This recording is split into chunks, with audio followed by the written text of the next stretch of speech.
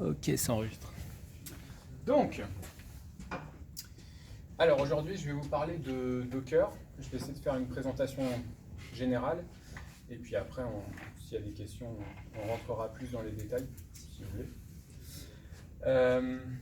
Du coup, pour commencer, Docker, qu'est-ce que c'est? On va dire que c'est un ensemble de plusieurs technologies qu'on a mis un petit peu au même endroit, mais dont le but principal, c'est d'exécuter un processus emprisonné. Donc il est emprisonné dans ce que Docker a appelé un container. Enfin, c'est pas Docker qui a défini le terme de container, c'était un truc qui existait déjà. Mais voilà, c'est un processus, donc un programme, qui s'exécute dans un environnement emprisonné. Et donc là, je l'ai représenté, par exemple, ça c'est la liste des processus qui sont en train de s'exécuter sur la machine, sur ce que j'ai appelé l'hôte, c'est-à-dire votre système d'exploitation. Et parmi les processus, il y en a un qui sera celui qui s'exécute dans le container. Et ce processus-là, il a des particularités. La première, c'est qu'il ne voit pas votre système de fichiers. Là, c'est le système de fichiers du système d'exploitation général que j'ai représenté. En fait, lui, il ne voit pas ce système de fichiers-là, il en voit un à lui. Ce système de fichiers, il est assez particulier parce qu'il se base sur ce qu'on appelle une image Docker. Donc on va dire que c'est une sorte de disque dur, comme un CD-ROM en fait, c'est-à-dire un disque dur qui ne peut pas être écrit. Donc c'est une image disque figée en lecture, plus quand il est en train de s'éxécuter, quand il va écrire des fichiers sur ce disque dur, en fait il a la capacité d'écraser, on va dire, des trucs qui existent dans cette image, sauf que ça n'impactera jamais l'image. En fait, ça se base sur... il a une sorte de mémoire temporaire de fichiers qui lui est propre. Et donc, dans son disque dur, il peut écrire n'importe où, mais si le container s'arrête et qu'on le supprime, tout ce qu'il a écrit c'est effacé en fait. Donc il y a l'image en lecture et par-dessus, en fait, dès qu'il va écrire, ça écrit dans un endroit quelque part où on n'a pas accès, mais lui en tout cas il a son propre système de fichiers. Deuxième chose un peu particulier, c'est que le container, il a une IP qui lui est propre, une IP interne qui est un peu comme s'il était sur un réseau privé avec tous les containers qui s'exécutent. C'est-à-dire que Docker, il crée une carte réseau dédiée à Docker, et sur cette carte réseau, il connecte en fait tous les containers Docker entre eux, et donc chacun des containers, il a une IP qui lui est propre, et il a son routeur. Son routeur, c'est le processus Docker. Donc c'est comme ça qu'il accède à Internet. Il passe par le routeur Docker et ensuite il passe par votre Internet du système d'exploitation. Donc globalement, c'est ça. Et alors je dis, il y a un processus. En fait, Docker, il ne permet d'exécuter normalement qu'un seul processus, un programme. Par contre, ce programme, il peut faire des threads, des forks, donc c'est-à-dire qu'il peut avoir des sous-programmes. Ok. Ces sous-programmes, on les retrouvera ici dans le système, dans votre système, en tant que sous-programme.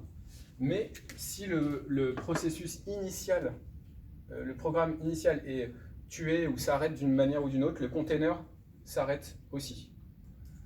Donc donc ça c'est assez particulier à Docker.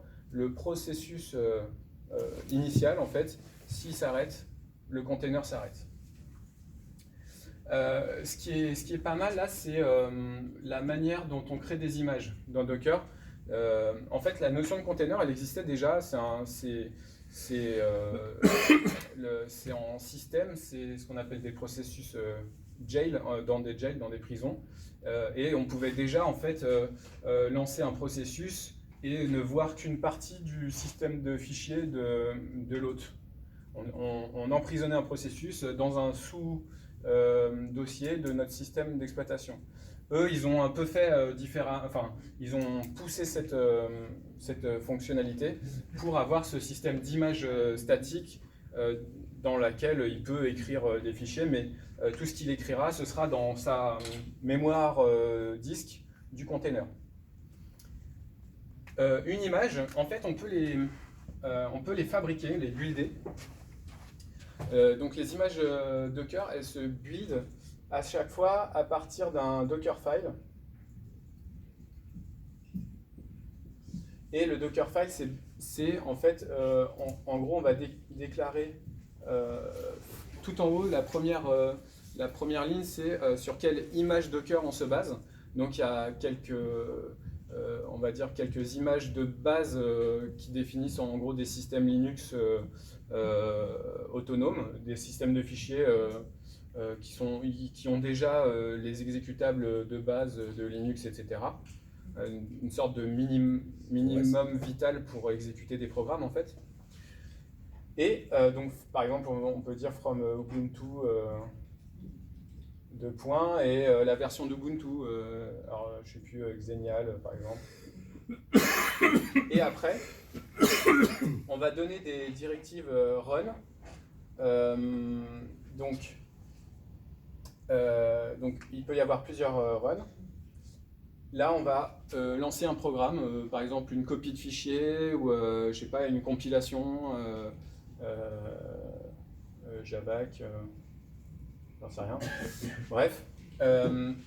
Et en fait, qu'est-ce qui se passe? Il va construire des sortes à chaque intermédiaire ici, il crée une image.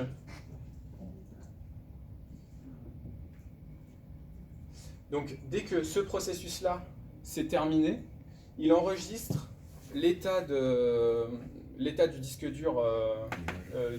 En fait, il lance à chaque fois un container Docker dans lequel il va, à chaque fois, il va s'arrêter entre chaque commande run.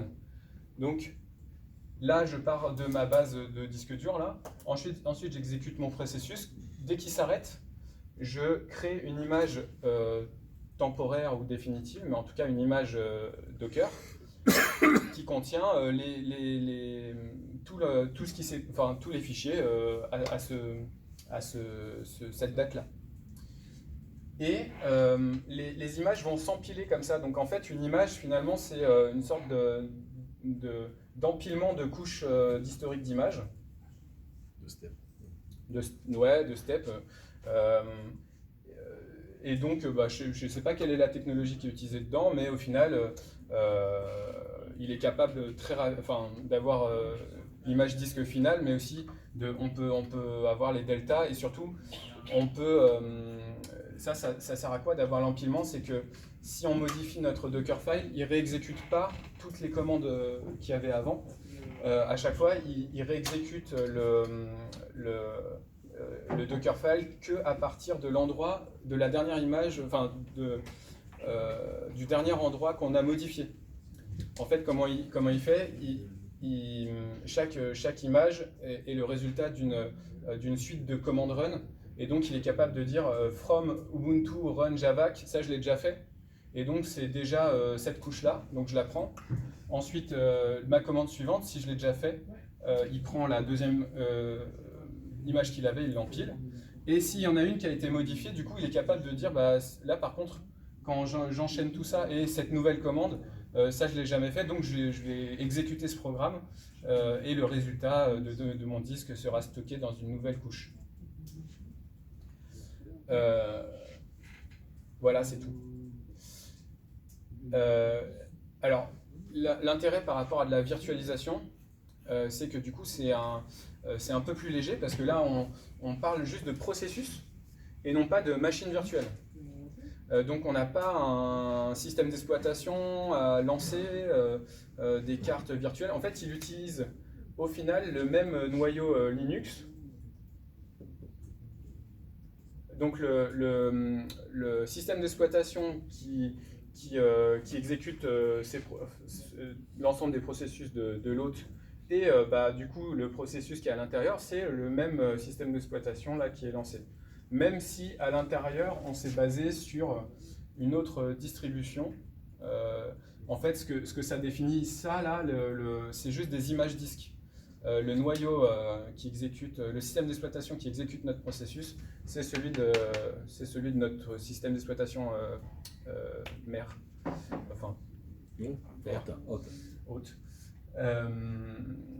Alors, sauf sur Windows et a priori Mac, où là, en fait, du coup, c'est une feinte, puisque ce truc-là, il a été créé grâce en fait, à ce qui est permis de faire dans Linux. Donc la notion d'emprisonnement de processus, etc., c'est des trucs système qui sont permis dans Linux. Et donc sur Windows, on lance une machine virtuelle, et dans cette machine virtuelle Linux, on fait tout ça. Voilà. Mais du coup, c'est un peu lourd. Et Fred a envoyé récemment... Ouais, mais juste, avant de reste, je viens de lire ce matin, en fait, Microsoft vient de sortir la version 2 de leur Linux. Voilà, c'est ce que mais il y a la nouvelle version qui est 20 fois plus rapide. Ah, celle que j'ai linkée ce matin. Ouais. Et donc du coup, ça, c'est bien. Ce que dit Fred, c'est que en fait, Windows a depuis développé un truc, comment ça s'appelle, Subsystem for Linux Subsystem. Bref, en fait, Windows est capable d'exécuter un Linux à l'intérieur sans machine virtuelle. Donc une sorte de processus qui simule du Linux, je ne sais pas comment ça fait. Mais du coup, là, ils ont pu reporter finalement Docker dans ce sous-système Linux. Et il n'y a plus besoin de lancer une machine virtuelle apparemment, et donc c'est 20 fois plus rapide qu'aujourd'hui. C'est vrai qu'aujourd'hui, quand on installe Docker sur Windows, déjà il y a des problèmes pour les partages de volume. Alors c'est vrai que je n'ai pas parlé de ça, mais dans notre disque dur virtuel ici, on peut mapper des volumes, c'est-à-dire dire que tel dossier dans notre système d'exploitation, il est à tel endroit à l'intérieur du disque dur virtuel là, du container. Et donc du coup, on peut écrire des fichiers directement sur notre hôte, ou en lire, bien sûr, et donc du coup, le processus peut modifier des trucs pour de vrai, quoi, dans notre système. Et ça, c'est ce qui pose le problème sur Mac et sur Windows. Voilà, et sur Mac et sur Windows, ces trucs-là, le fait de monter des volumes, passe par une couche de virtualisation intermédiaire qui convertit en fait chaque lecture-écriture avec les bons droits sur le système hôte. Et donc, s'il y a beaucoup de lecture-écriture, ça rame à fond, quoi. Donc, sur Mac, on est obligé d'installer des trucs qui passent par qui simulent. Enfin bref, pour aller plus vite, il y a des solutions, mais qui sont pas simples. Mais on a réussi à au final, ça s'installe assez simplement, mais quand on lit la doc, on a peur. Voilà, c'est ça. En fait. Voilà. Donc ça, c'est la base. Et après, le truc qu'on utilise souvent, c'est Docker Compose. Et Docker Compose, on va dire que c'est un format de fichier.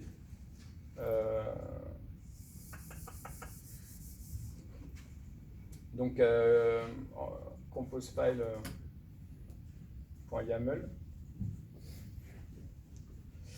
Donc c'est un format de fichier qui décrit un ensemble de containers et leurs liens entre eux.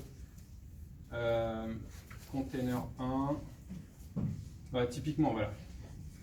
Je peux décrire le fait que j'ai un container qui s'appelle application, un autre qui s'appelle database.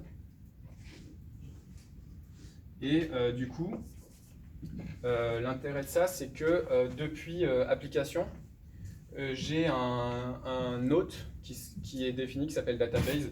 Et donc, je peux interroger comme s'ils étaient sur le même réseau. Donc, en fait, il lit tous les containers qu'il y a là au sein du même réseau et on peut communiquer entre eux. Donc en fait, c'est une manière de lancer des Docker, plusieurs Docker containers qui vont se parler entre eux, et toujours de la même manière. Donc je définis en fait quel volume je map, quelle variable d'environnement je passe. J'ai pas précisé, mais on peut passer évidemment, redéfinir des variables d'environnement. Et ça, c'est nécessaire par rapport à ce que tu disais au départ, c'est que chaque Docker n'a qu'un seul exécutable qui tourne, enfin, qu'un seul programme qui tourne à la fois. Donc tu ne peux pas avoir du PHP plus une base de données. C'est pour ça qu'il faut 2 containers et en fait, on pourrait. On pourrait parce que vu que je peux lancer des processus suisses, il y en a qui font ça, c'est que le processus parent, c'est genre il lance le truc qui lance d'autres processus. Un bash qui lance. Non, c'est pas un bash. C'est de l'or là pour les laisser en. Enfin, c'est un truc qui lance les autres processus et du coup il lance la base de données, le machin. Mais en fait, l'intérêt de les séparer, c'est que du coup on peut se baser sur des images qui sont officielles. Et donc par exemple, MySQL définit des images déjà préfaites et que c'est eux qui ont fabriqué en fait.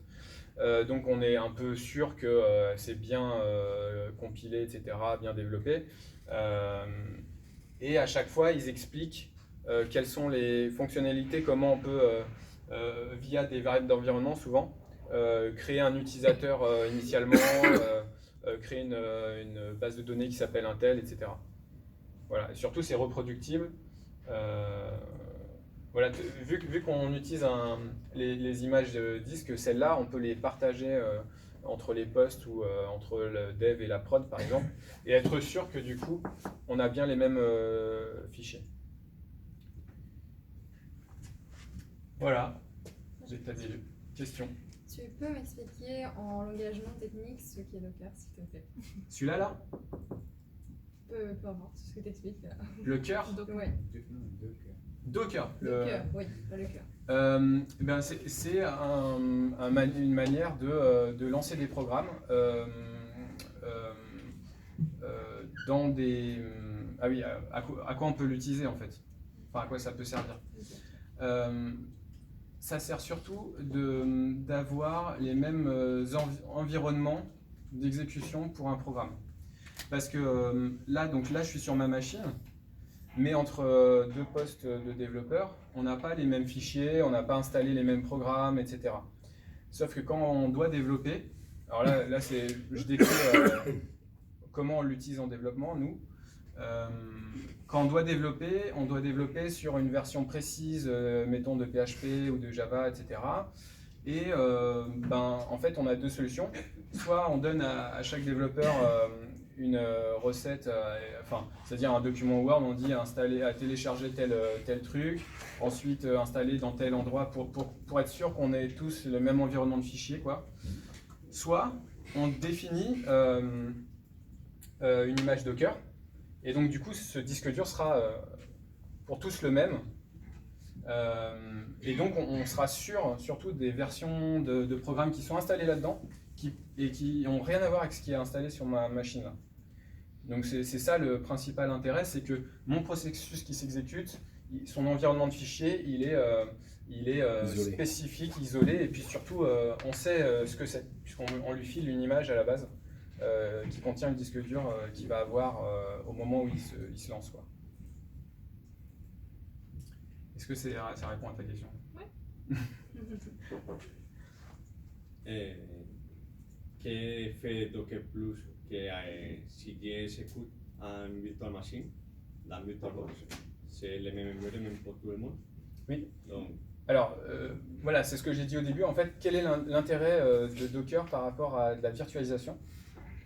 Puisque VirtualBox, en fait, c'est ça. En fait, tout ce truc-là, on pourrait très bien, quand on développe, avoir une machine virtuelle dont on distribue l'image à tous les développeurs, et puis on se base dessus pour développer. Sauf que une machine virtuelle, elle a besoin elle virtualise tous les composants de la machine.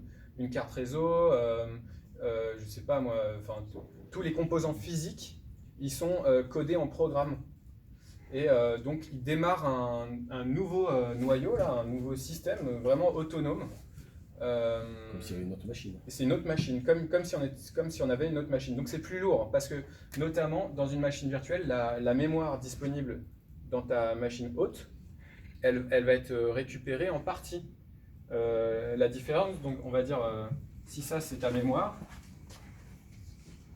haute, et ben, quand tu lances une machine virtuelle, ça va te bouffer cette mémoire-là, cette partie de mémoire, elle va être dédiée à la machine virtuelle. Et ton système hôte, il perd cette capacité de mémoire pour les autres programmes qui l'exécutent. Et ça, quelle que soit l'utilisation en interne, ta machine virtuelle, elle va évidemment pas utiliser tout l'espace que tu lui alloues. Mais du coup, imaginons qu'elle utilise vraiment que ça. Bah, toute cette mémoire intermédiaire, elle est perdue pour tout le monde. Enfin, je veux dire, elle n'est pas utilisée. Voilà.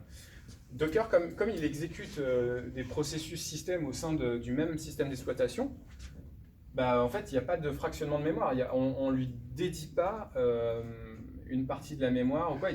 Par défaut, c'est un processus qui est lancé comme n'importe quel processus dans ta machine, et donc qui peut prendre une partie ou beaucoup plus de mémoire de ton système d'exploitation. Donc, en fait, dans le but, c'est un peu la même chose, mais dans le fonctionnement, finalement, c'est beaucoup plus optimisé de faire comme ça. C'est plus rapide parce que c'est ça, on passe pas par une couche logicielle qui simule. Finalement, on peut simuler des processeurs différents, des trucs comme ça. Alors que là, on est vraiment sur notre machine directement. Le processus, il s'exécute sur la machine. Voilà. Donc, mais si je vous utilisez Docker sur Windows, oui. Dès qu'installer une virtual machine en Linux et après Docker. Alors, c'est ce que je disais. Sur Windows, le problème, c'est que tout ce truc-là, c'est fait sur Linux. Donc sur Windows, particulièrement, il lance une machine virtuelle de toute manière, dans laquelle il exécute tout ça. Donc oui, le problème sur Windows, c'est que c'est lent, parce que c'est pas... sauf avec le nouveau truc qu'a envoyé Fred ce matin. Qui doit sortir la courant premier semestre. Voilà, la nouvelle version. Et qui en fait ne lance plus de machine virtuelle, exécute Linux directement en tant que processus de Windows. Je ne sais pas comment il fait, mais du coup c'est pas...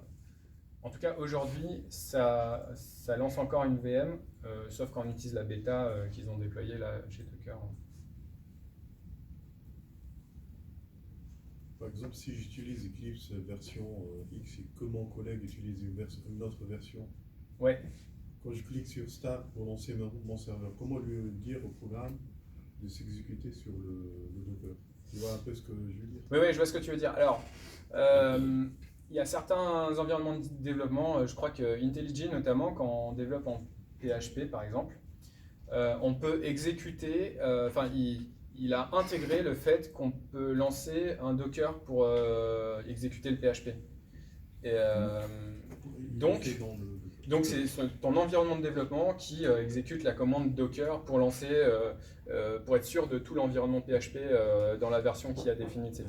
Et donc je peux faire du pas à pas et tout.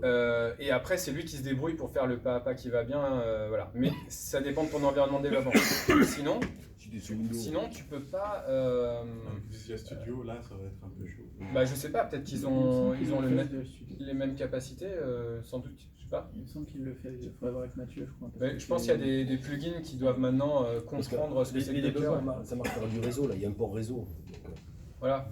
En fait, il faut certainement que les debugs soient installés dans ton container. Ah oui.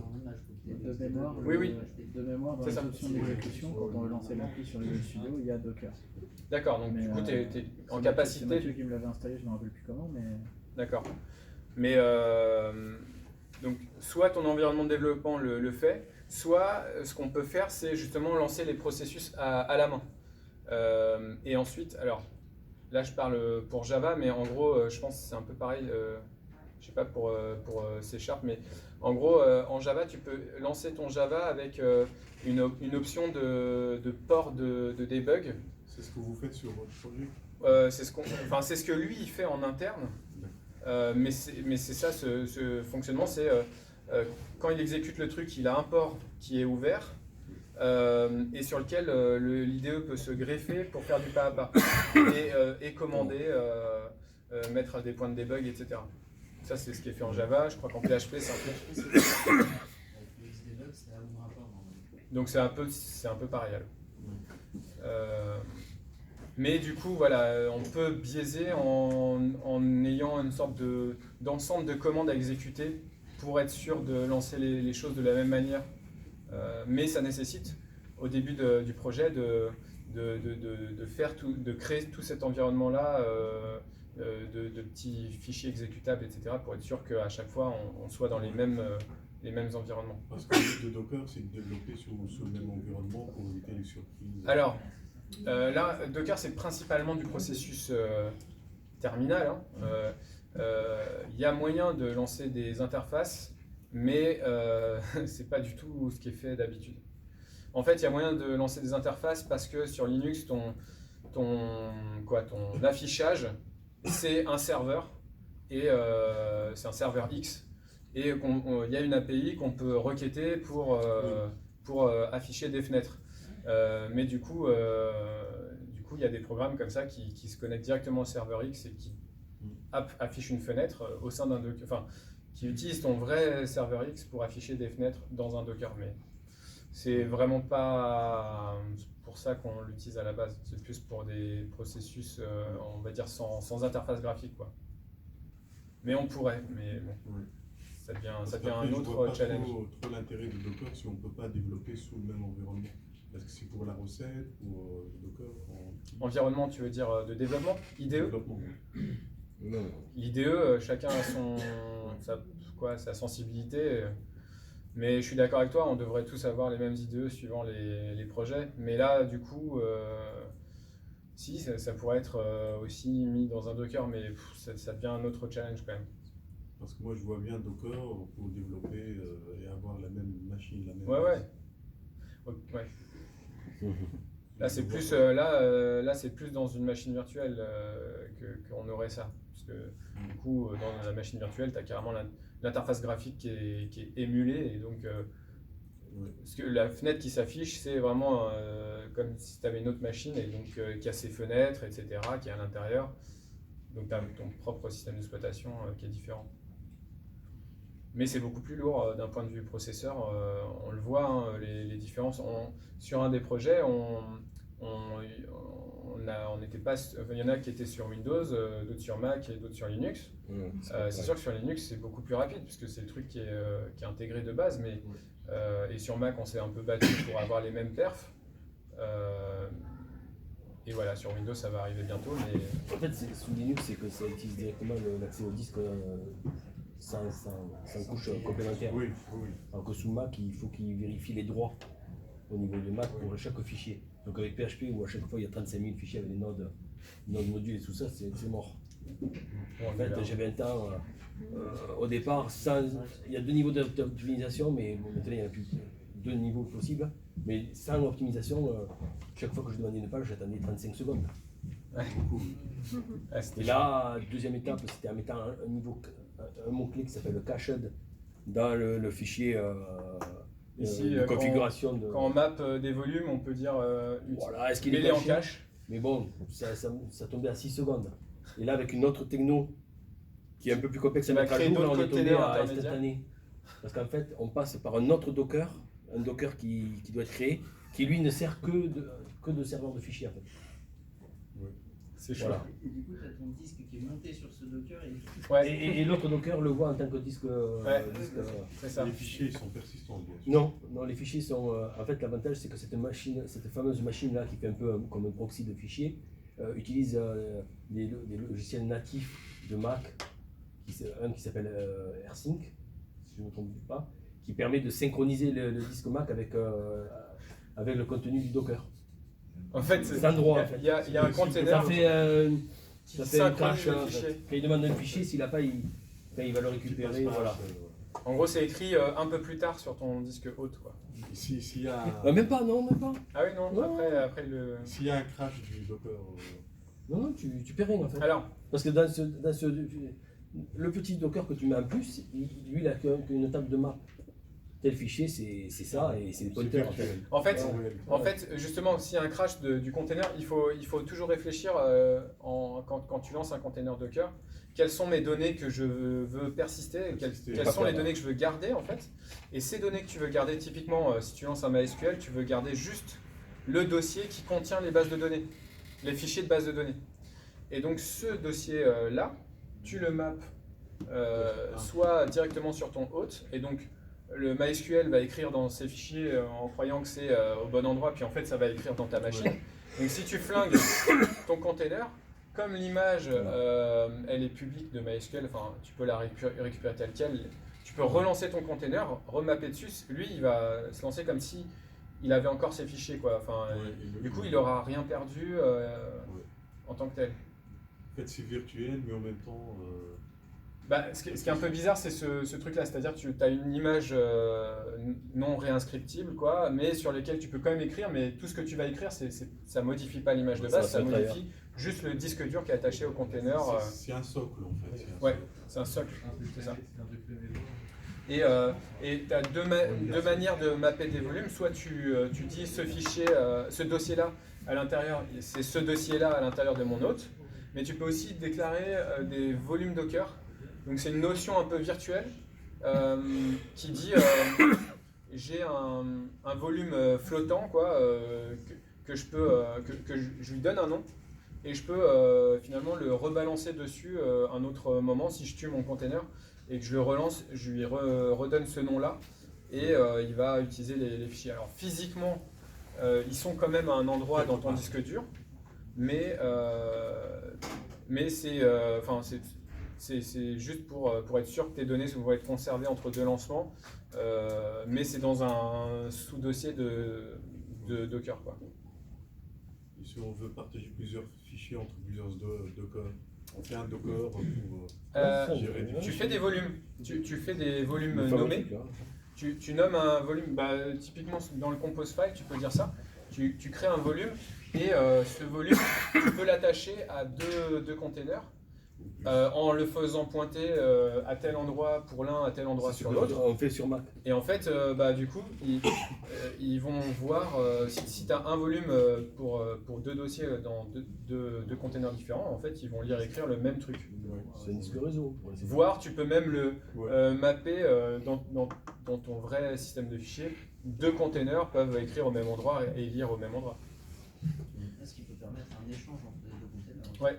Ou du load balance.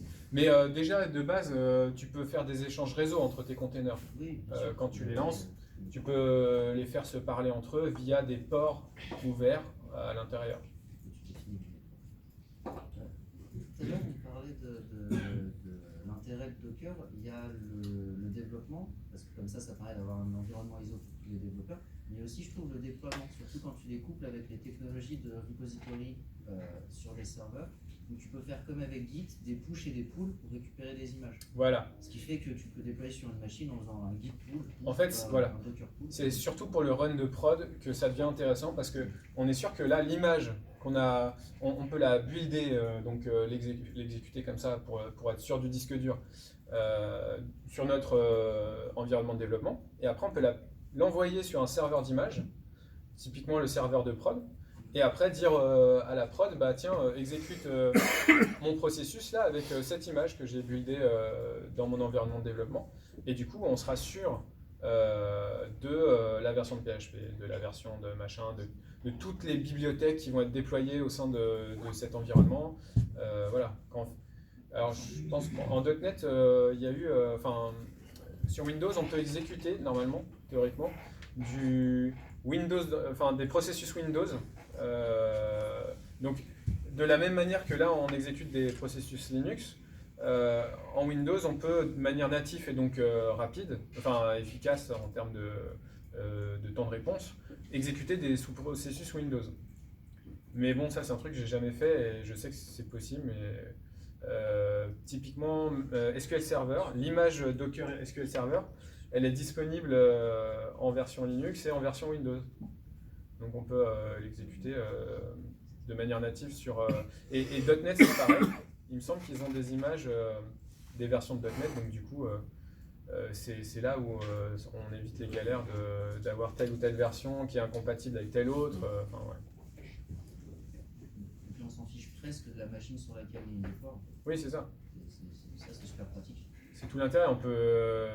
Tu peux avoir un Linux vierge avec Docker. Voilà. Tu as juste besoin de ça. C'est ça. Et surtout, on sait comment ça a été déployé.